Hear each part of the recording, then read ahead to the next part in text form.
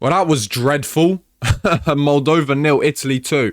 And for the majority of that game, I believe that it was going to end as a draw. I didn't see a way in which we were going to win that. And right at the end, fair enough, we turned it around and we got the 2 goals. But for me, that's papering over the cracks. It wasn't a good performance from Italy today.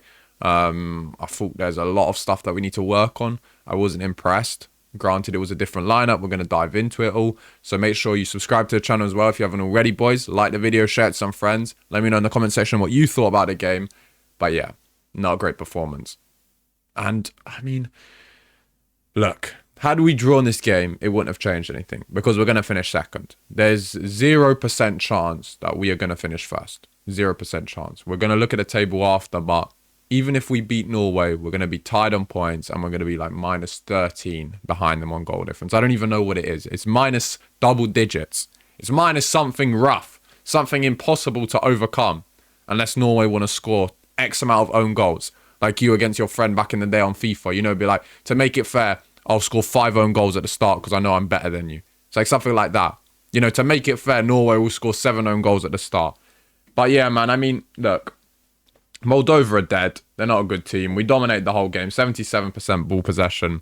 2.59 expected goals. 28 total shots compared to their 3. I mean, look at the momentum. They had, how many minutes? 32 to 30, what? 6? What is this? 35. 30 minutes. They probably had no more than 10 minutes momentum throughout the whole game. Not even a ninth of the game they were on top. We controlled the game. They came there for a draw. They defended until the death. They pretty much shut up shop. That is the saying. And they weren't good. They weren't good. But look, we knew it was a tough place to go. We knew it was going to be a tough team to break down. And it was just, to be honest, it was just frustrating on our behalf almost to create rarely anything. We barely created any clear-cut chances, I thought, in that game. I thought we were very lackluster, very toothless in the final third. And those 2 goals at the end came because we switched it up. We switched up. We brought on the big guns. Politano, Di Marco, Retegui, and Esposito, who's been incredible for the national team. Guys, I don't want to be that guy, but Scamacca, he can't play football. He can't play football, bro. He cannot play at this level. I mean, look, let's look at the situation, right? I can categorically name you 4 players I'd rather play in this position than Scamacca. 1, Raspadori, who played in the 10 today. It wasn't a 4-3-3, it was a 4-2-3-1. We got Retegui, obviously. Moise Kean, obviously. And Pio Esposito. That's 4 names. Those are 4 players that I'd rather play in the striker position over Scamacca. There's probably more, bro. There's probably more. Not Lorenzo Luca, though. But, do you see what I mean? This guy here, he offered nothing. I didn't think Orsolini was incredible either on the right-hand side. I'm a big Orsolini fan, but I thought Politano showed a lot more in, 15 minutes of him playing. Got the assist as well. I didn't think he was great. Cambiaso, I don't think was incredible today. I still believe that Cambiaso should be playing on the right-hand side. I believe he should play there for Italy, and I believe he should play there for Juventus as well. We missed Di Marco for sure. Di Marco came on, got another assist. What is this? Goodbye, go away. Came on, got another assist. Looking sharp as always. But yeah, it was just pretty toothless. It was quite toothless, and I didn't think we created many chances throughout the game. I was expecting a little bit more. I was expecting them to be in a low block. Look, they played a straight 5-back. This has to be like the most unholy system I've ever seen in my life, football terms-wise. Look at this. Look at this defense. I have to scroll to see their whole defense. We have to scroll to see their whole defense. Do you know what I mean? These guys here. But, yeah, the first half was literally, it was a tough watch. It was seriously a tough watch. I paid £2.50 to watch that game on Amazon Prime. I want my money back. £2.50. I could have bought a nice sandwich for that. I could have bought a packet of sweets. For £2.50, I could buy, I don't know what I could buy in this economy. Not much. Maybe a Coca-Cola. But I want my money back, Amazon. Give me a refund. I don't want to. That game there was not worth £2.50. That wasn't even worth 25p to watch that game. Of course, Mancini scored. If I'm being honest, Mancini should have had a brace. There was a chance in the first half in the box on the volley where he just skied it. I have no idea how he didn't hit the target. But he scored again. And he scored a very nice header. And Esposito scored again. And it was another great header. It reminded me of a young Ronaldo. The way he leapt and guided it in. Bright future ahead of him. There's no denying it. I know he plays for Inter, but this guy here, I think, has all the capabilities to be a world-class level striker. He's incredible, and I think it's a very positive sign for the national team. Over the last decade or so, really since Balotelli, we've struggled to, well, Balotelli in Euros 2012, we've struggled to have a nailed on strike. You know, there was Belotti in a period, Pelé there.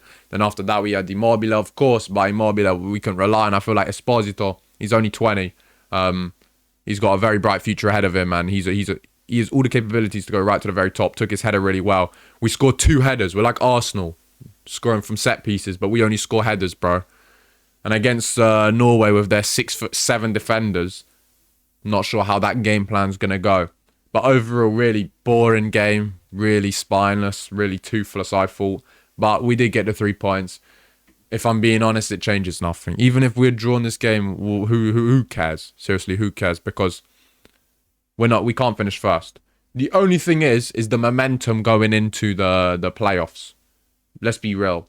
Their game against look at this. We need to score 18 goals. It's plus 17 they have on us. I thought it was like plus 13. Plus 17. They won 4-1 again today.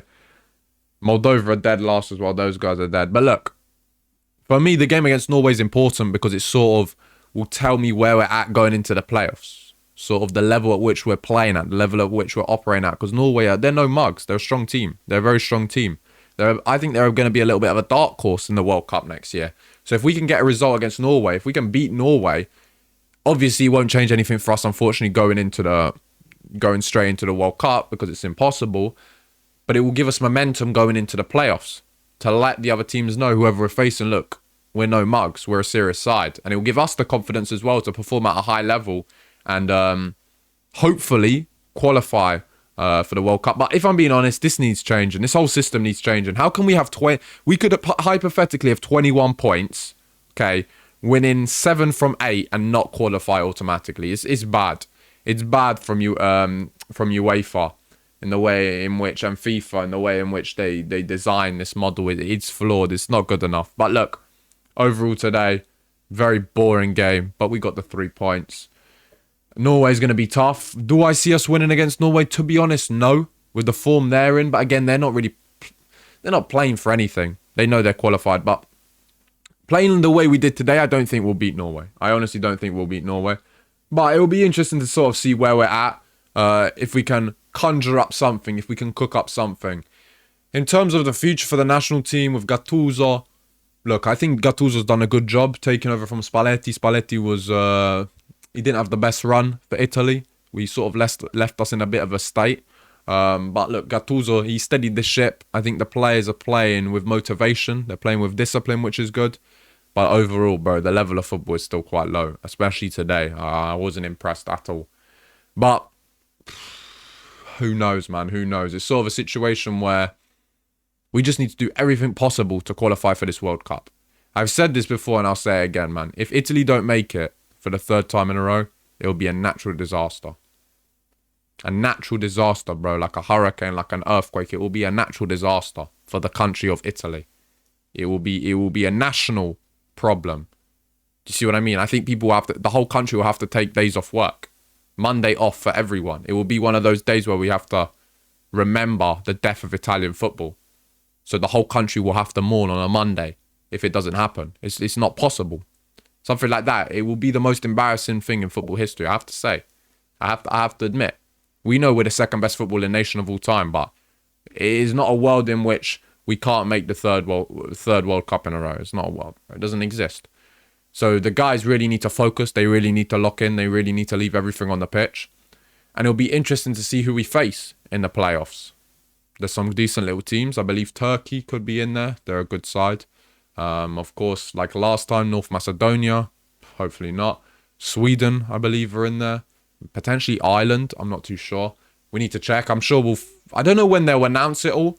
But I think probably after the Norway game, we're sort of going to understand who we're playing, or a couple of days after.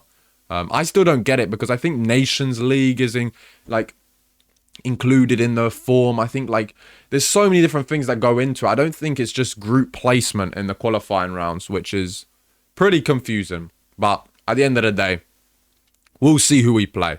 Overall today, as I said, very boring performance. But let me know in the comment section what you thought. Subscribe to the channel if you haven't already. Like the video, share it to some friends. And without further ado, I'll see you in the next one.